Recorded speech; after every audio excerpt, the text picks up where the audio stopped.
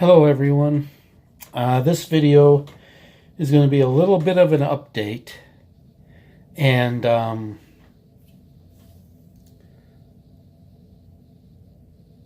going to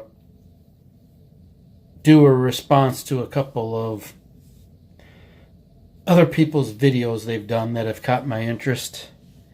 I don't know, one of them was intended to be a thread, and I don't know if the other one was, but people have responded to it. But anyway, I'll start with the update. And the one CD I have to show is Skid Row's second album, Slave to the Grind. My personal favorite Skid Row release. This version of the album doesn't have the song Get the F Out. It's replaced by Beggar's Day, I believe is the name of the track that replaces that song.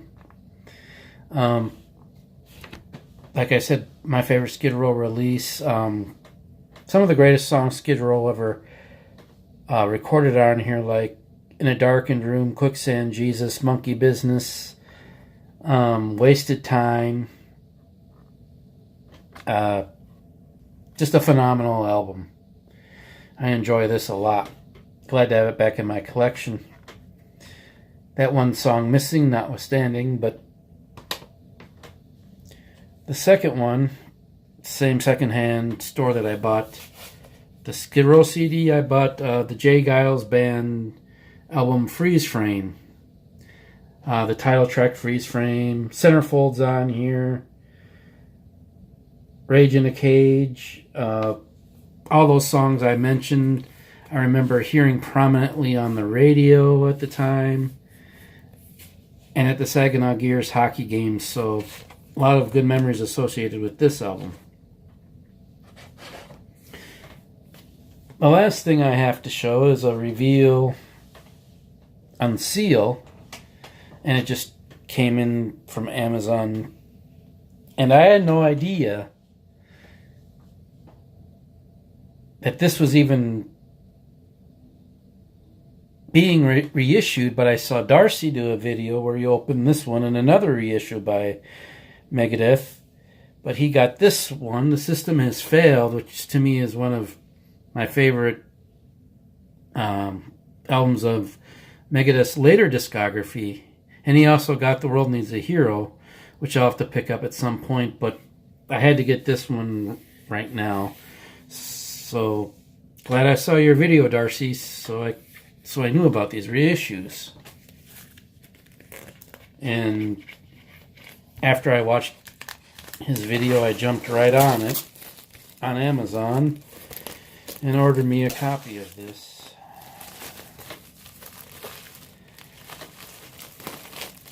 Looking forward to putting this on the turntable after the video is over.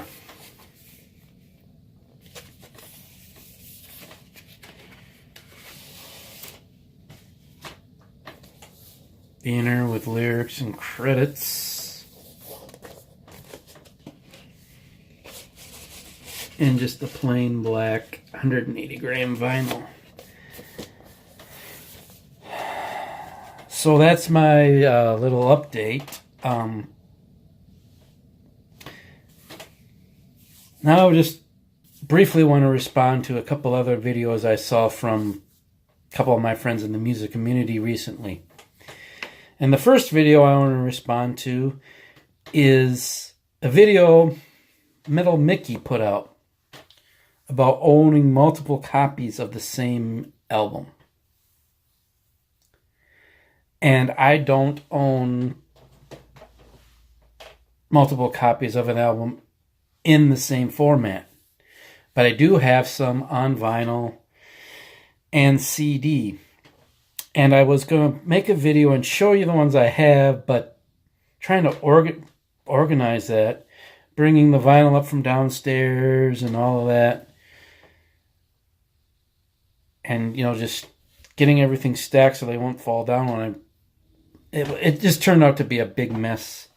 But I counted and I have like 16 things. I never believed I had that many multiple copies of an album on CD and vinyl. None of the ones I showed in here are part of that, but I'll run off some of them that are coming to mind. As far as the Scorpions, I have Taken by Force, Savage Amusement on vinyl, and the CDs, at least for the CD of Savage Amusement, is a deluxe edition that has some bonus tracks that the vinyl doesn't. And I think the Taken by Force CD has bonus tracks on it itself. It came with the vinyl when they reissued it for the band's 50th anniversary. I have Phantom 5's second album, Play to Win, on both CD and vinyl. Def Leppard's Hysteria, again, the vinyl and the CD are re-releases, reissues when they celebrated the 30th anniversary of Hysteria. And the CD came with,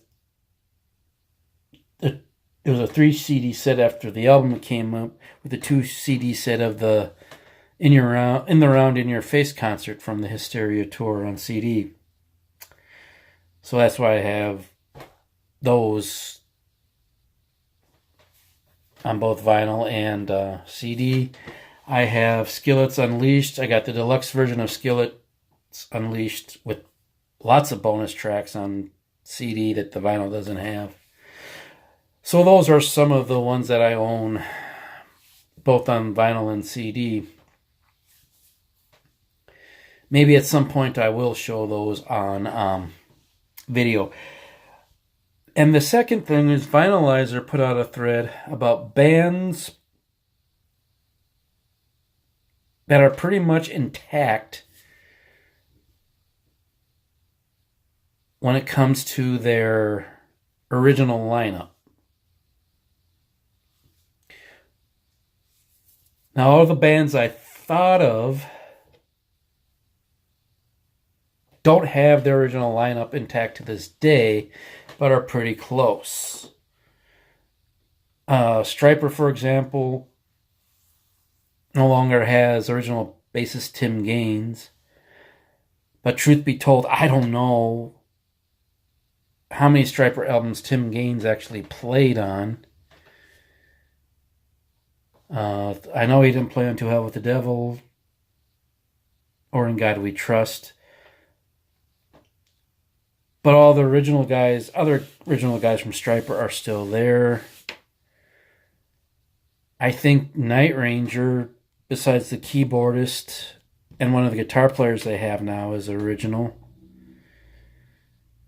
And I know Neil Peart wasn't the original drummer in Rush, but Geddy Lee and Alex Lifeson were in Rush, so 2/3 of Rush were in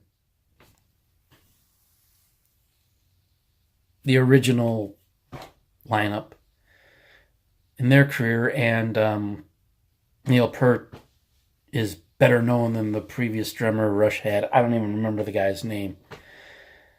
But anyway, there's an update and a little answer to a couple of my music community friends. Everybody have a good day and enjoy the music.